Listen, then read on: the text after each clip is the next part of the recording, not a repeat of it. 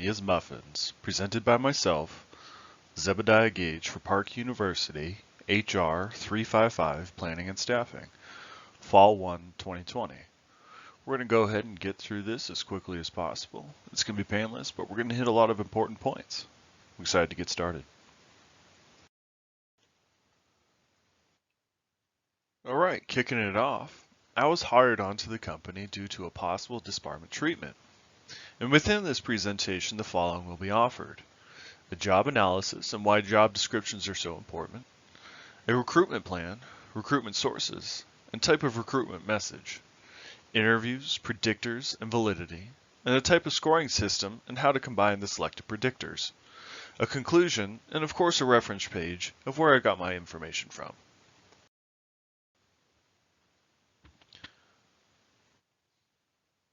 Mia's had several of her customer service bakery representatives quit. And before I hired more employees, Mia had asked me if there was any disparate impact occurring for the customer service positions throughout the bakeries. After some research, I came to find that gender was not an issue using the 4/5 rule. The ratio of selection of the two genders, gender 1 and gender 0, equaled 93%, and I found this to be above the required 80%, so no issue was found here. Applying the same concept to race 1 and 0, the selection rate equaled out to 63%, and this is lower than the required 80%. Still, I wasn't convinced that company policy had come into play, as customer service positions tend to have a higher turnover rate than most other positions in the store. Clarifying though, claims of disparate treatment involve allegations of intentional discrimination in which the employer knowingly and deliberately discriminates against people based on specific characteristics such as race or sex. Evidence for such claims could be of several sorts. On the other hand, disparate impact, also known as adverse impact, focuses on the effect of employment practices rather than on the motive or underlying intent. Accordingly, the emphasis here is on the need for direct evidence that as a result of protected characteristics, people are being adversely affected by the practice. I didn't find this practice to be taking place in Mia's Muffins. Job analysis and description. Now this one's a little bit lengthy, but it does have some good information. A job description is a useful, plain language tool that explains the tasks, duties, and functions and responsibilities of a position. It details who performs a specific type of work and how that work is to be completed, the frequency and the purpose of the work as it relates to the organization's missions and goals. Job descriptions are used for a variety of reasons, such as determining salary levels, conducting performance reviews, clarifying missions, establishing pay grades and titles, and creating a reasonable accommodation controls and tools for recruiting. Job descriptions are useful in career planning and offering training exercises and establishing legal requirements for compliance purposes. A job description gives employees a clear and concise resource to be used as a guide for job performance. Likewise, a supervisor can use a job description as a measuring tool to ensure that employees are meeting job expectations.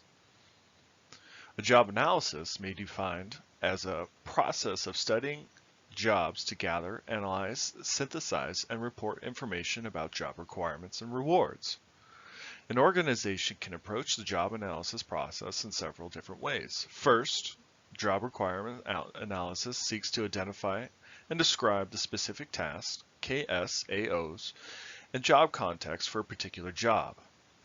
This type of analysis aims to be objective as it has a very well developed body of techniques to support its implementation. The second type of job analysis, competency-based, attempts to identify and describe the job requirements in the form of general KSAOs required across the range of jobs, and task work context or requirement are of little concern. Competency-based approaches focus on how jobs relate to organization's strategy. The third approach to a job analysis focuses on the rewards employees receive from their work. Unlike the job requirements and competency-based approaches, the rewards-based approach is used to assess what type of positive outcomes employees receive from performing a job. From a staffing perspective, knowing the reward of a job can be very useful in attracting individuals to apply for and ultimately accept jobs in the organization. This is my suggestion for Mia for the job analysis. Observation. Through observation, employers can directly observe employees performing their daily tasks. With the information collected, KSAOs can be developed for the job description. This allows the employees to continue their daily tasks without being interrupted, and it provides a realistic view of the job's daily tasks and activities. Interviews. In a face-to-face interviews, the interviewer obtains the necessary information from the employee about the KSAOs needed to perform the job. The interviewer uses the premeditated questions with additional follow-up questions based on the employee's response. This would allow me to talk directly to those who work for her and develop a job description without having to remove them from their positions for an extended period of time. I would have to assume that Mia's business is just kicking off as she's still creating building blocks for her company. And with this thought in mind, I would suggest an open-ended questionnaire. Performing a job analysis, suggestions follows about the questionnaires. Job incumbents or managers fill out questionnaires about the KSAOs required for the necessary job. HR compiles the answers and publishes a composite statement about the requirements of the job. This method produces reasonable requirements with input from employees and managers and helps analyze many jobs with limited resources.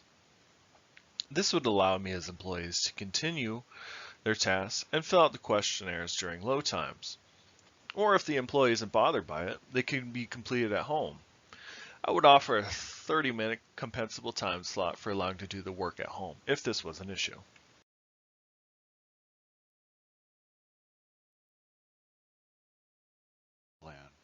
The pros of hiring externally brings a refreshing opportunity to the company, as new hires can offer new perspectives. External recruiting can offer new ideas, new approaches, and it downsizes the chance of infighting among peers, as promotions or pay raises can cause issue among peers. The cons. Advertising for a job is expensive and time-consuming, as the person hiring will have to sift through many applications to find the right fit for the company's needs. This includes finding the proper applicants and conducting interviews. Additionally, if the perfect candidate is found, it takes time to train and see how they apply their KSAOs to their position. The internal recruitment plan. Pros. Mia will know the people she is hiring and can fill out the positions with the people she feels right for the job. It's inexpensive, quick, and she will know who's the right person for the position. The cons. If Mia personally likes the staffer, she might not look at them with a critical eye, as if she would hiring someone outside the company. There's also a chance that an internal candidate won't be as eager to bring a change to the workplace as someone new. They might be content to go along with business as usual, which can deprive the company of fresh ideas. Our recruitment strategy. Write out a job description for the roles you're trying to fill and be specific with the expectations, responsibilities, and necessary skills required for the job. Whether the applicant is internal or external, the applicants will go through the same process. This levels the playing field for all of those seeking a position. A deadline will be set for anyone wanting to apply, so a collective of applicants can be shifted through in an organized manner. At the end of the selected date, a group of internal and external applicants should be selected and interviews should be commenced. First, we need to understand that customer service positions have a high turnover rate in most companies. Mia's Muffins needs to be different if she doesn't want to become another statistic. I would suggest a targeted recruitment with an increase of pay for the position. A targeted recruitment approach is one whereby the organization identifies segments in the labor market where qualified candidates are likely to be. Often, this is done to find applicants with specific characteristics about a person or a job or a person and organization match. Some experts propose that a targeted strategy may be more effective because it allows the organization to be prepared for a specific message that appeals to the audience.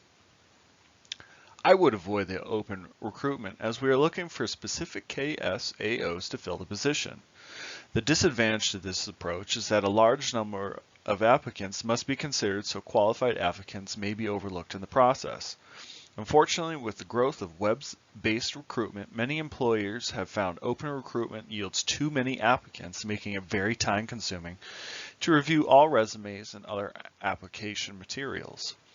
I want Mia to consider raising the pay for the position, and an open recruitment selection does not take time and is cost inefficient. With targeted recruitment, we can find specific KSAOs to fill out the position promptly. The methods of communication and job vacancies and recruitment sources. I want to use a bit of personal experience here to help Mia. It has been proven to work time and time again with recruiting, communication, and overall motivation. Communication is a key aspect, and without it, the entire business falls apart, and turnover rates tend to skyrocket. As the information hasn't been given, I would suggest Mia's employees clock in and out from the computer. This system shows their hours, their shifts, and where they can put in vacation requests and leave as needed. Create a message upon clocking in and out. For example, when the employee clocks in or out, the punch will say accepted. Mia's Bakery is looking to fill a customer service position. If interested, please apply. This is a cost-effective way to reach out to all employees who might be looking for a chance to change their position without Mia having to stop every employee and inform them of a new position. For external hiring, I would suggest Mia use social media. Another way of finding applicants is through social media, where friends or acquaintances are used to connect to those looking for applications or those who are looking for a new job. Many recruiters have turned to social networking such as Twitter, LinkedIn, and Facebook as sources for finding qualified job candidates. The use of social network has become so prevalent that recruitment software integrates these sites into applicants' tracking process. Recruiters can automatically post openings to social media sites and receive reports on which channels are resulting the most leads and the best candidates. Our company uses a few of these methods, and I feel this would benefit Mia. Social media and company websites and on-the-spot recruitments. Social media links directs those looking for positions directly to the company's website for an application. Here the individual can see exactly what Mia is looking for, and on-the-spot hiring is a cheap, effective way to find individuals looking for the job. Some of my greatest hires came from on-the-spot interviews, and it's a great way to skip all of the in-betweens of hiring. The potential employee gets to know the job directly from the employer. Plus, we could also use this as a off-the-curb sales of bakery goods and a hiring sequence. It sounds like a good bit of fun.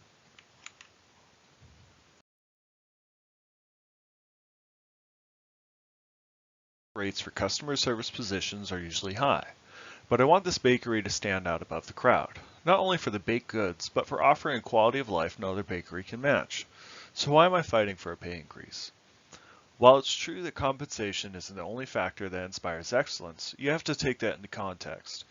Many customer service reps are at the lowest tier of their organization. If they're getting minimum wage, odds are they feel minimally valued. We need to be mindful of our message our compensation strategy is sending. Compensation helps retention. A raise is something to look forward to, and proper pay gives those looking to move internally something to fight for, and it excites those who are looking for a job. Mia needs those looking to move or get hired to be motivated for this position, and pay is an excellent way to get the ball rolling in the right directions. Employees receiving high levels of pay are to be trusted to continue to perform well without being externally regulated or controlled by short-term performance contingencies, which may strengthen their perceptions of autonomy and self-regulation. What this suggests is better pay promotes autonomy. Mia should desire less recruitment unless the business is growing. And in this case, a high turnover rate doesn't showcase growth, but disinterest in the positions and what it offers.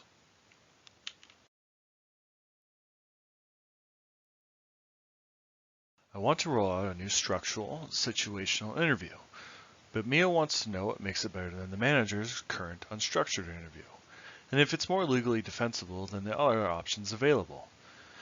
If we assume that the interview has been administered and performance scores are taken, we can show this by conducting a validation test. We need to calculate the correlation coefficient and determine if the results are statistically significant. If the p-value is less than 0.05, the results would be statistically significant. Before we answer this question, though, we need to understand what validity means. Validity is the degree to which a measure accurately predicts job performance.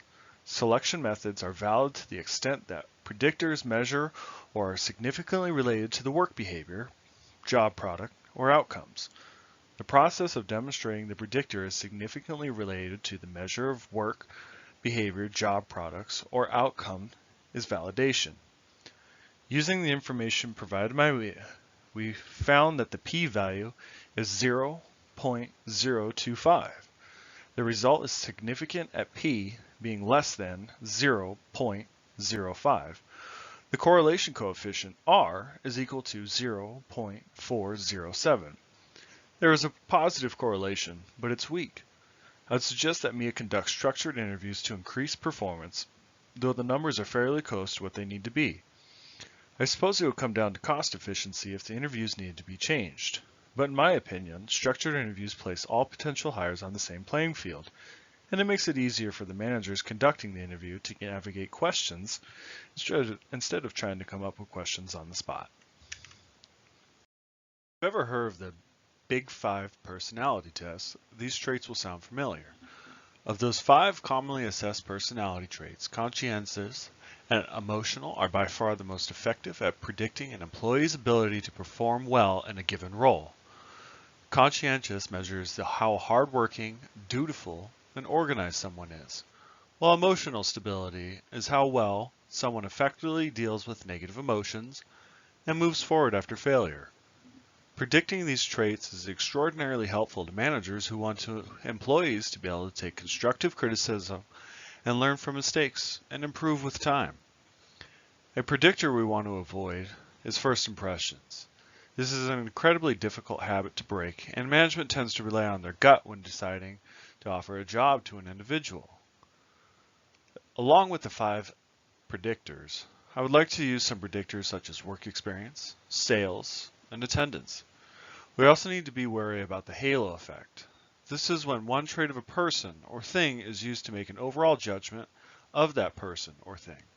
It supports rapid decisions, even biased ones. In combination with our predictors, we can also use top-down hiring. Top-down hiring cut scores are established by the number of applicants that need to be hired. Once the number has been determined, applicants are selected from the top based on the order of their scores until the number desired is reached. The advantage to this approach is that it's easier to administer. It also minimizes judgment required because the cut scores are determined based on the demand for labor. We have spoken about disparate impact, job analysis, job descriptions, recruitment, sources, messages, a valid argument for a pay increase, interviews and validity, and predictors working along with top-down scoring. This is just a small bit of information, and most of it comes from experience. Hiring at first is daunting, and time and failure are some of the greatest teachers. And if poor hires slip through, it's okay. It happens to the best of us. As long as we are learning, evolving, and developing our work culture to the betterment of the employee and customer, I see nothing but great things coming from Mia's Bakery. Thanks for taking the time to listen. And the following pages are the resources I used to build this presentation.